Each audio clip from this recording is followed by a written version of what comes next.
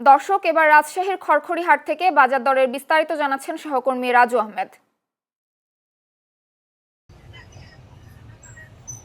আমি এই মুহূর্তে অবস্থান করছি পাইকারি বাজার খড়খড়িহাটে। তো আমরা ব্যবসায়ী এবং এখানকার ব্যবসায়ী এবং ক্রেতা যারা আছে তাদের সঙ্গে কথা বলে যেটা জানতে পেরেছি, ক্রেতারা অভিযোগ করছে যে মাছ এবং সবজির দাম কিছুটা বৃদ্ধি পেয়েছে। তবে বিক্রেতা যারা আছে তারা বলছে যে যেহেতু বর্ষা আসছে সে কারণে তারা শঙ্কা করছে যে সবজির দাম বাড়তে পারে। তবে এখন পর্যন্ত তারা বলছে এখন পর্যন্ত বাড়ে নাই। তবে আমরা কাঁচামরিচের যে বাজার দেখেছি, গত সপ্তাহে 40 টাকা বৃদ্ধি পেয়ে 80 টাকায় বিক্রি হচ্ছিল কাঁচামরিচ, সেটা এই সপ্তাহে আবার 140 টাকা বৃদ্ধি হয়ে আরও 120 টাকায় করে বিক্রি হচ্ছে। এছাড়া সবজি যেগুলো আছে সেগুলো 30 থেকে 60 টাকার ভিতরে বিক্রি হচ্ছে।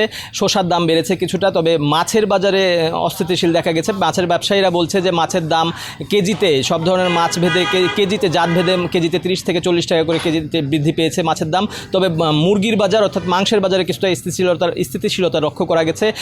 ব্রয়লার বিক্রি হচ্ছে, যেই ব্রয়লার বিক্রি হচ্ছিল গত সপ্তাহে 200 টাকা করে, সেটা এই সপ্তাহে 180 টাকা করে বিক্রি হচ্ছে। যে সোনালী বিক্রি হচ্ছিল গত সপ্তাহে 300 করে, সেটা বিক্রি হচ্ছে এই সপ্তাহে 280 করে। তো রাজশাহী যে কাঁচা বাজার, সেই কাঁচা বাজার নিয়ে এই ছিল আমার কাছে সর্বশেষ।